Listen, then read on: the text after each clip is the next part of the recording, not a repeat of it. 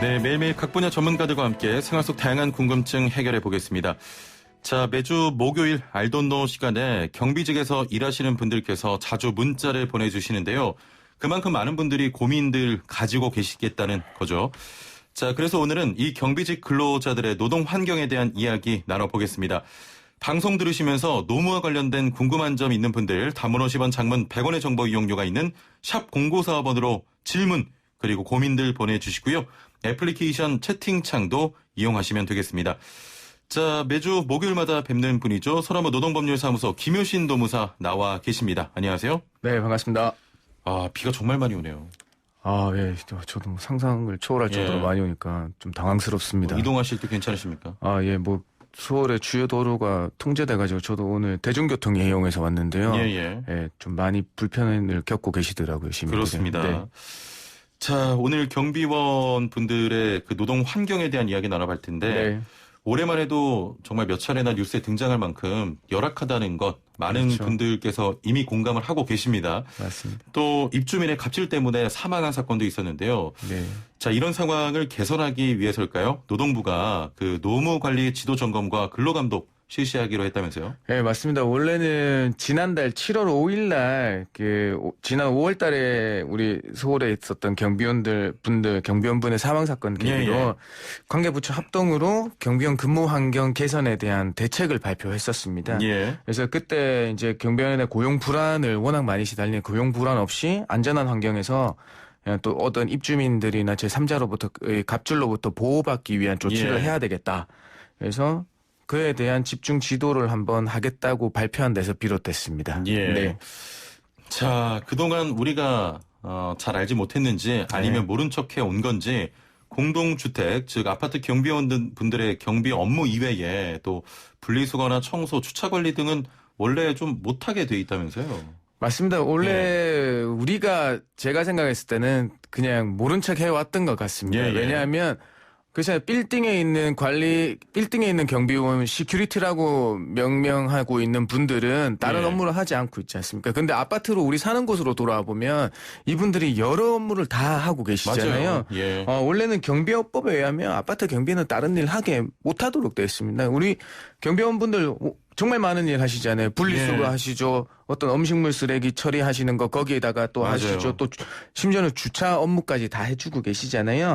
그래서 이게 왜 경비업법을 단속 안 하고 있었냐 보니까 우리 그 당국의 인식도 노년층의 일자리로 자리 잡았기 때문에 단속을 하게 되면 거기에 대한 어떤 고용 불안이 올 거다라는 것도 있었고요. 그다음에 뭐 심지어 지난 3월부터는 이제 뭐 대대적으로 단속한다고 했지만 12월까지 일단은 계도기간 부여하기로 해서 유예되고 있습니다. 네. 정말 말씀하신 것처럼 참 많은 일들 하고 계십니다. 우리 경비원분들. 네. 그러면 그동안 사실 단속하지 않고 있다가 지금에서야 하는 이유도 궁금하고요. 조금 전에 말씀하셨던 혹시 그 근로에 대한 문제 때문인지 얼마 전 입주민 갑질 사건 의식해서 이렇게 또 점검하는 겁니까?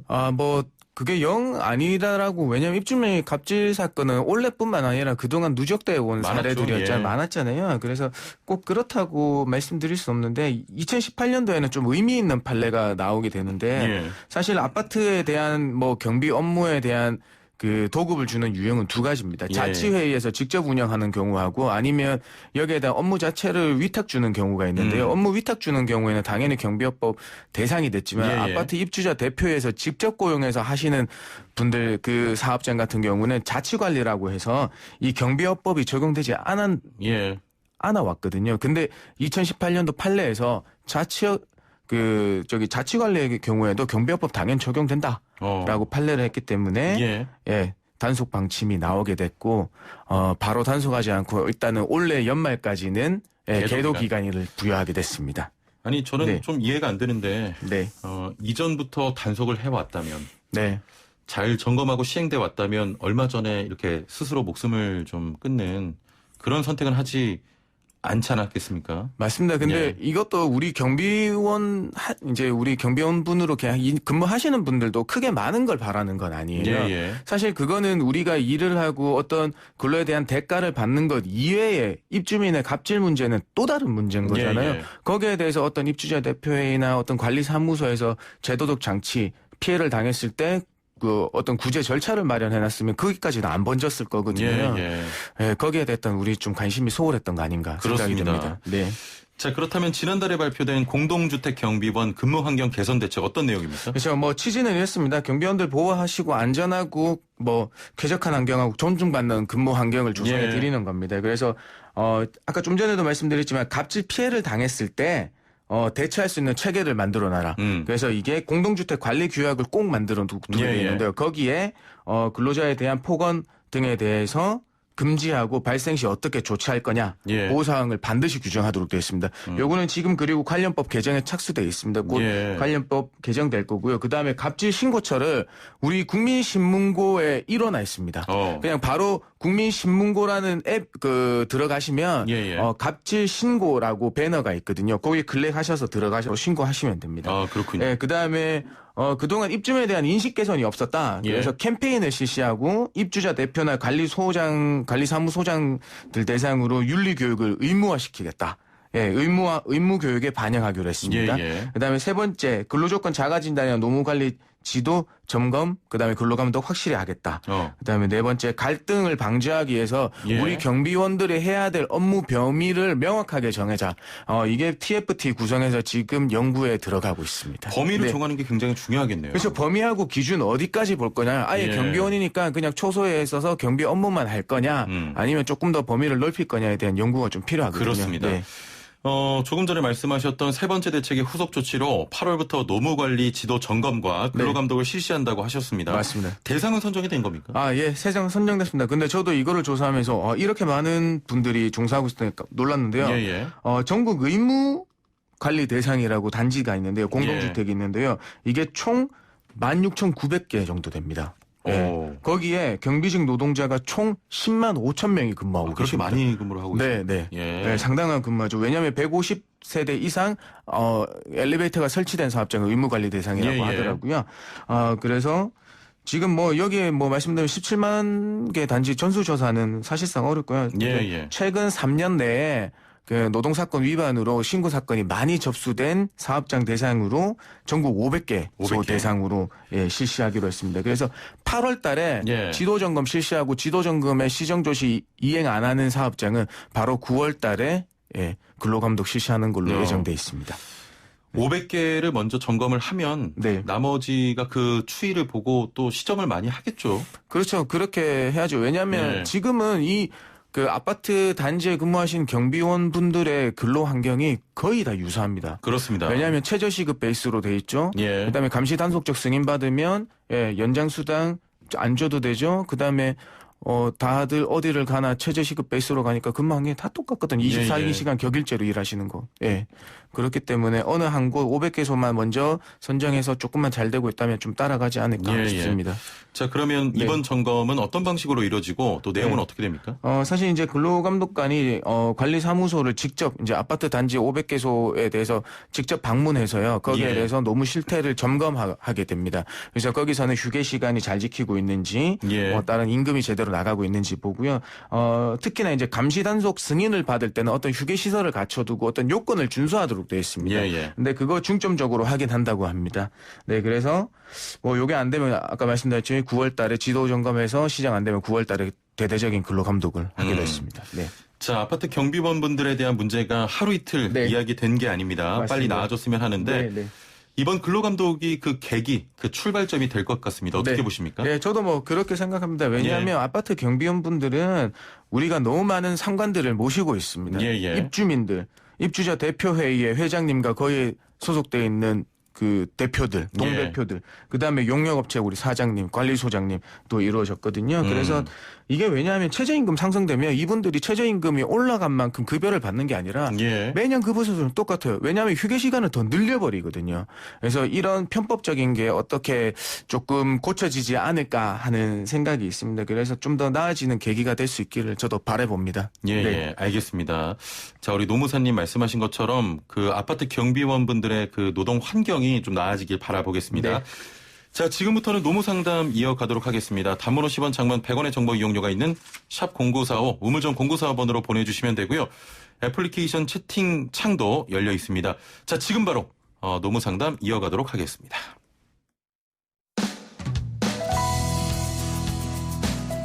슬기로운 라디오 생활 2부에서는 건강, 세금, 자동차, 부동산, 노동 분쟁까지 생활 속 궁금증과 상식들을 속 시원하게 풀어보는 상담실이 마련됩니다.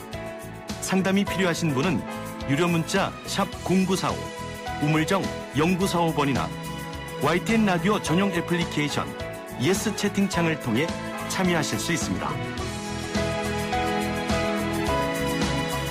네, 먼저 문자로 5007번님께서는 제 남편이 경비원으로 근무하고 있는데 주민들이 너무 좋아서 슈퍼 다녀오시다가 음료수, 아이스크림, 과일 등등 주시면서 먼저 좀 인사도 건네신다고 합니다 하셨는데 또 이렇게 좋은 또 단지도 많아요. 그렇죠. 왜냐하면 예, 예. 저희가 뭐 말씀드리는 거는 뭐 최악의 상황이나 그거보다 조금 나은 상황을 말씀드리지. 그렇습니다. 우리 사회가 다 그러면 예. 살아가시지 못하죠. 예. 예, 알겠습니다. 맞습니다. 네. 따뜻한 그런 문자였고요. 네, 맞습니다. 애플리케이션으로 미상님께서는 뜬금없지만 제 아내와 노무사님 성함이 같아요. 반갑습니다 하셨네요. 예. 원래 제가 예전에는 여자 이름이라고 해서요. 예. 우리 친구 어머님들이 여자친구 데려온다고 그런 말씀 많이 하셨어요. 예. 그렇군요. 네. 자, 1081번님, 시내버스 운행 시 후방 추돌 등의 주요 사고 발생 시 해고할 수 있다라고 사내 내규가 있다고 합니다. 네. 실제로 기사에게 해고를 강요할 수 있나요? 하셨거든요. 네. 이거는 뭐 우리가 사실 그 취업 규칙에 그 어떤 사고가 발생했을 때 해고 사유로 규정을 해놨다고 하더라도 예. 그거는 어떻게 해서는 사유로 규정될 수 있습니다. 우리가 해고를 할 때는 총 3가지를 고려를 하게 됩니다. 그 비위행위가 사유에 해당되는지, 예. 그다음에 어떤 취업 규칙이나 근로기준법에 있는 절차를 준수했는지, 그다음에 제일 중요한 게 이 사람의 이 비위행위가 결국에는 해고해야 될 만큼 잘못된 행위인가 하는 양을 정하는 문제, 양정이라고 예. 하거든요. 그게 돼야 되는데요. 이분이 만약에 그간 쭉 이어오는 사고 없다가 후방 추돌 사고 한 번 냈다고 해서 해고로 나아가면 부당한 거죠? 그렇죠. 왜 어떤 면에서 부당하십니까? 아니 너무 단 한 번에 그렇죠. 실수로. 이게 결국에는 해고할 만큼 잘못된 행위인가의 예. 문제로 기결되는 거잖아요. 예. 그렇기 때문에 취업 규칙에 무조건 규정되어 있다고 해서 해고로 나아가는 게 정당하다고는 말 못한다라고 말씀드리겠습니다. 알겠습니다. 네. 만약에 해고를 강요하게 된다면 네. 어떤 대처를 할 수 있겠습니까? 만약에 해서 뭐 징계 절차 걸쳐서 해고를 하신다면 그 부당 해고에 대한 해고일로부터 3개월 이내에 우리 사업장 소재지 지방노동위원회에 예. 부당 해고 구제 신청을 하실 수 있습니다. 그렇습니다. 네. 혹시 해고를 강요 받으시더라도 지금 신고를 통해서 해결하시길 바라고요. 네. 5374번님, 안녕하십니까. 오랫동안 근무하던 회사가 멀리 지방으로 이전한다면 퇴직수당 받을 수 있나요? 하셨네요. 네, 퇴직수당이라고 하면 퇴직금을 말씀하시는 같아요. 예. 거요? 예, 퇴직금은 1년 이상 근무하시다가 퇴사하시면 당연히 받게 되는 겁니다. 예. 그다음에 회사가 지방으로 이전해서 주요 거주지에서 그 왕복 3시간 이상으로 이전이 되게 되면 실업급여 수급 사유도 인정이 되거든요. 예. 네, 그 점 참고해 주시면 되겠습니다. 그렇습니다. 네. 자, 3345번님, 아파트 위탁관리업체가 변경됐는데 현재 업체는 감단 승인을 받지 않았는데도 우리에게 감단 근로자로 봐서 적용시키는데 이게 맞는 걸까요? 하셨거든요.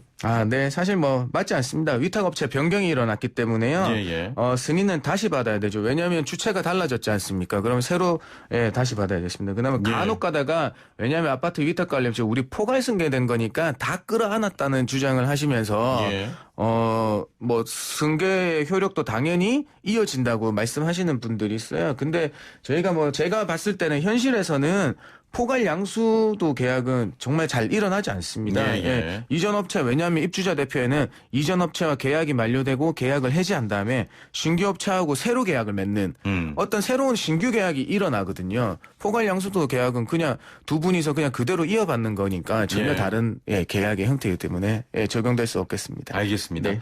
애플리케이션으로 용복이 바보님께서는 안녕하세요. 휴가비 안 주는 대표 고발 가능한가요? 하셨거든요. 휴가비는요, 사실 복리후생적인 수당입니다. 예. 이거는 어떤 근로에 대한 대가로 볼 수는 없는 거고요. 그래서 휴가비를 안 주시는 건 조금 속상하시겠지만, 신고의 대상은 되지 뭐 않습니다. 사업주의 의무가 아닌 거죠. 왜냐하면 휴가비는 철저하게 이제 임금 외에 복리후생적으로 수당으로 주는 거기 때문에요. 조금 안타깝네요. 네, 뭐 어디 규정에 예. 단체 협약이나 취업 규칙에 규정에 없는 이상 예. 요구하시기는 조금 어렵습니다. 네. 자, 0058번님, 올해는 코로나 때문에 말이 안 나오는데 지난해까지만 해도 여름 휴가를 가려면 대체자를 구해놓고 가든지 일당을 월급에서 제하겠다고 하던데 이게 맞는 겁니까? 하셨거든요.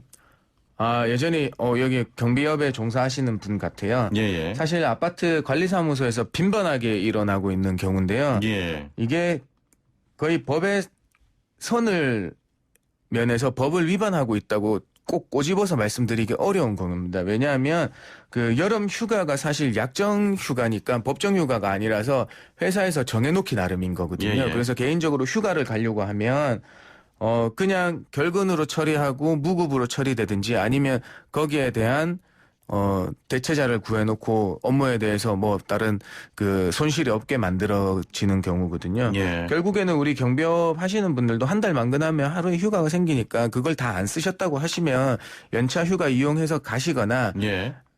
그런 경우로 해서 한번 유급 처리 받으실 수 있게 해주시면 되겠습니다. 그렇습니다. 네.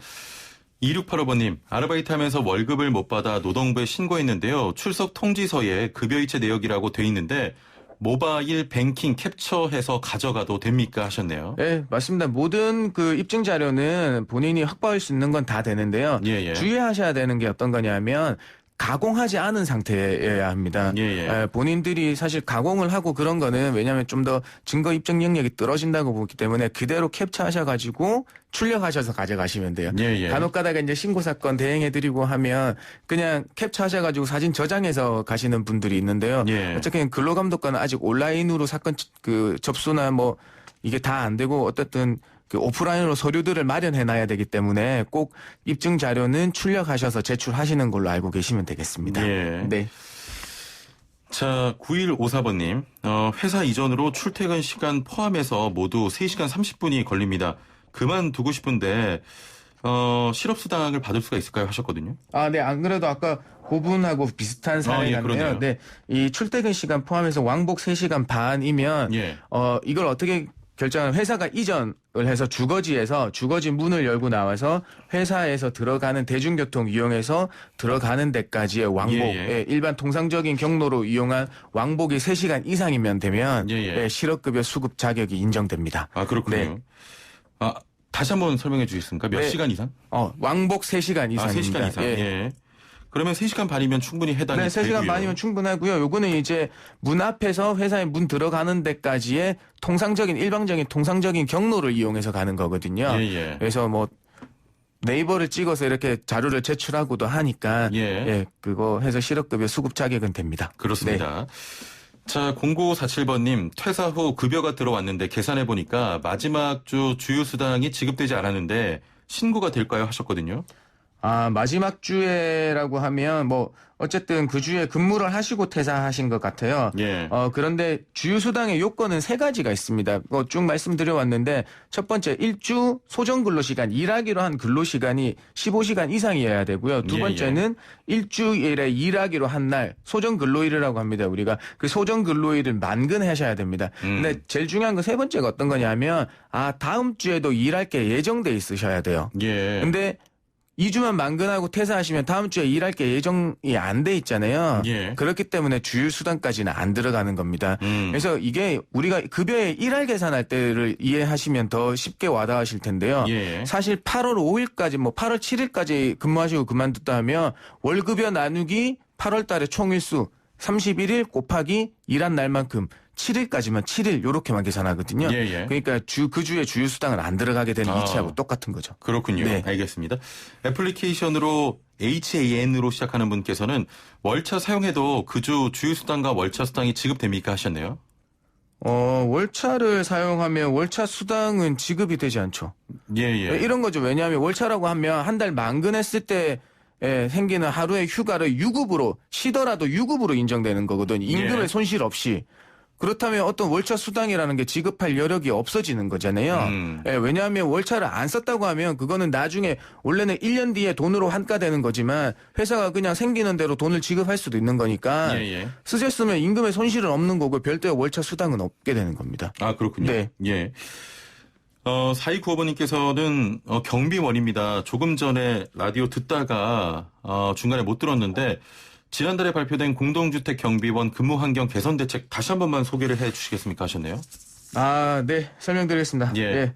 그 공동주택 관리 규약에 그 경비원들에 대한 폭언에 대한 금지 및 발생 시 보호 등에 관한 사항을 반드시 규정하도록 했습니다. 예. 네, 그다음에 두 번째는 입주민 인식 개선을 위한 캠페인을 펼치겠다. 그다음에 입주자 대표하고 관리소장 등을 대상으로 윤리 교육을 의무 교육으로 지정하겠다라는 예. 거고요. 세 번째, 그 근로조건 자가 진단할 수 있는 걸 안내하고 그다음에 노무관리 지도나 근로감독을 실시하겠다. 예. 네 번째는 TFT를 구성해서 경비원분의 업무 범위나 기준을 명확히 하는데 연구에 착수하겠다라고 예. 했습니다. 그렇군요. 네. 자, 그렇다면 다시 한 번만 그 지도 점검과 근로 감독을 실시한다고 네네. 8월부터 실시하는데 네. 그 대상 소개를 해 주시죠. 네, 우선은 뭐 총 17만 개 단지를 다 하지는 않고요. 전국을 대상으로 500개소만 선정이 돼 있습니다. 예. 이제 8월 달에 이 노무관리 지도 점검을 실시할 거거든요. 이 지도 점검은 어떤 거냐 하면 근로감독관이 방문을 해서 예. 근로관계 실태를 파악하고 근로계약서나 이런 게 휴게 시설이 잘 돼 있는지 파악한 다음에 어떤 법 위반 사항이 나오면 시정 조치를 하게 되는 겁니다. 예. 뭐 시정 조치라는 건 시정하도록 안내하는 거죠. 근데 그 시정이 안 되면 바로 9월 달에 근로감독 법 위반에 대해서 더 면밀히 들여다보겠다는 걸로 들어가는 겁니다. 일단은 대상은 500곳입니다. 네, 500곳입니다. 예. 네. 자, 이번 점검으로 다시 한번 말씀드립니다만 경비원 분들의 노동 환경이 개선되길 바라보겠습니다. 오늘 말씀 여기까지 듣겠습니다. 감사합니다. 네, 고맙습니다. 네, 소나무 노동법률사무소 김효신 노무사와 함께했습니다.